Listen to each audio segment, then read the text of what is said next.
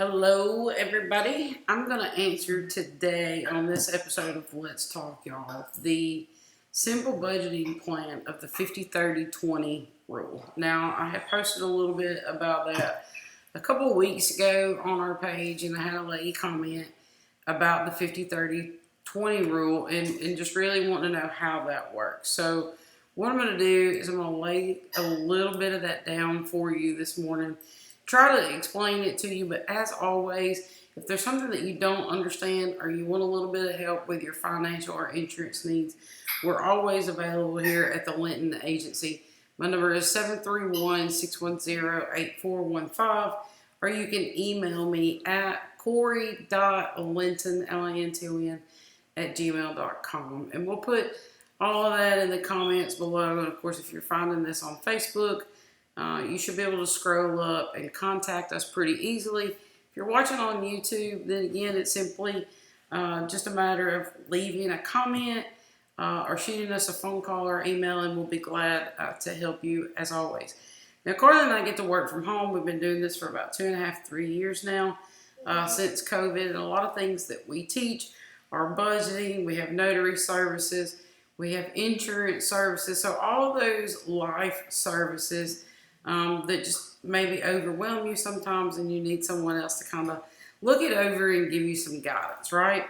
So back to the 50/30/20 rule. And what this is, it's just a really, really simple budgeting plan, okay? And basically it says that roughly 50% of your after-tax dollars of your income should go to necessities, okay? Then you don't want any more than 30% of your monthly income going to wants. Things that you want to buy, places that you want to go eat, things that aren't necessarily necessities like utilities and your rent, right? Now, where does the other 20% go? We suggest that the other 20% goes into your savings account or repaying debt that you want to get paid off. We all know how that we feel about debt, right? And even though that we really like the simplicity of this plan, and it seems very simple, over the long term, again, someone who follows these very simple rules, they can manage their debt, occasionally indulge, and then even save, to pay for irregular, unexpected expenses. Who knows? Your refrigerator might go out, your stove might want to go out. So that's why we suggest at least 20% on what we like to call a little nest egg, right? So what is needs? What are needs? Okay, that 50% of tax dollars and those needs, where do they go? Well, that includes your groceries, that includes your housing. If you have a mortgage, that includes your basic utilities, like I said a while ago, lights, water, garbage, etc., things like that. You're going to include your transportation because you have to have gas to get back and forth to work, correct? You have to have a vehicle. Hopefully, those are not huge payments.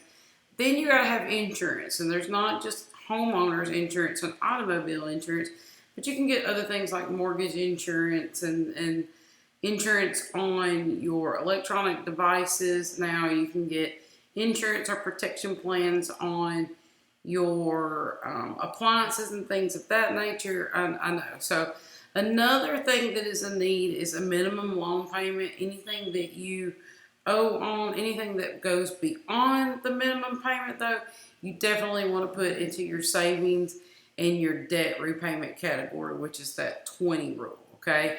Child care and other expenses, those can be included for needs to work because you can't take your children to work, right? So just absolute essentials in that 50%, right?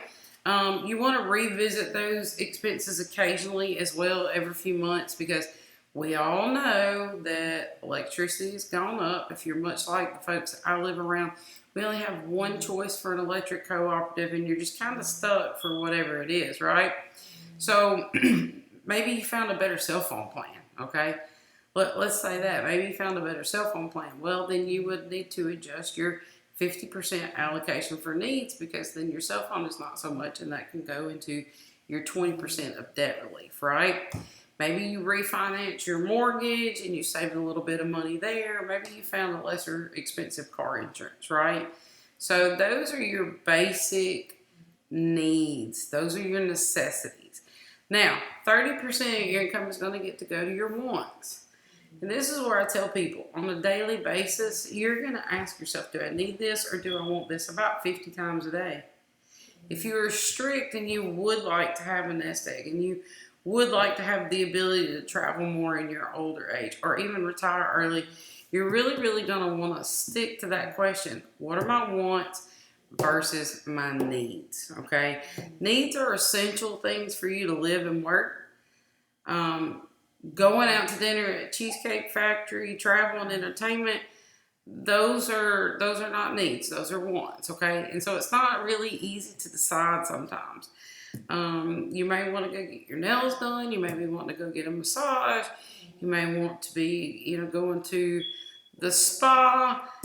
Those are not necessities, those are not needs, those are wants. Okay, so you really got to trickle down here to get to where you want to be, and you're going to have to make some hard decisions and let some things go.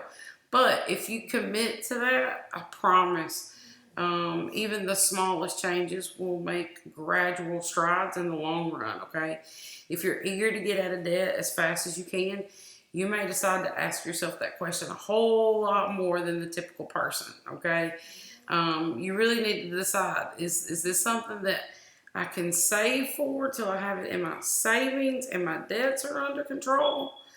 Because you don't want your budget to be burdened by the needs instead of the necessities. That's where we all kind of get hung up a little bit. Wouldn't you agree?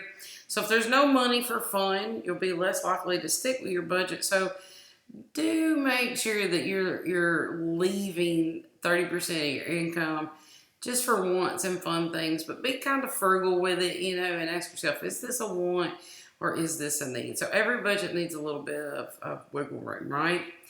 20% of your income is going to go to your savings and debt, like I said, every week.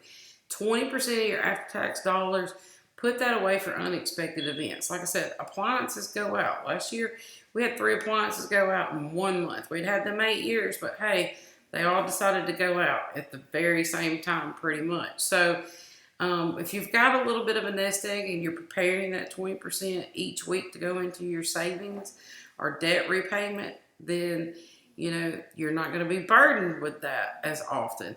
It's going to make you think about the bigger financial picture too of having that nest egg and seeing that grow and saying, oh wow, I can make my money go a lot further. And so that may mean like even two-stepping in between your savings and paying off debt. So you really want to put those goals in order from, the least priority to the biggest priority, number one, of getting it off. Okay.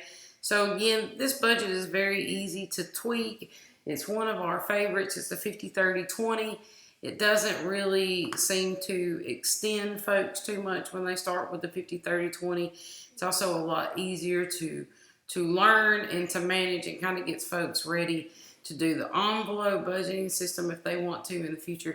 And that'll be a video for a later day. So thanks guys so much for watching this episode of Let's Talk, y'all. And again, if you need any help whatsoever with creating a budget, notary services, etc., please feel free to contact us. CoreyLinton.com, Corey.Linton@gmail.com, or you can go to CoreyLinton.com, follow me, see what we got going on. And the number is 731-610-8415. We're always happy and eager to help those in need. Thanks again for watching this episode of Let's Talk, y'all.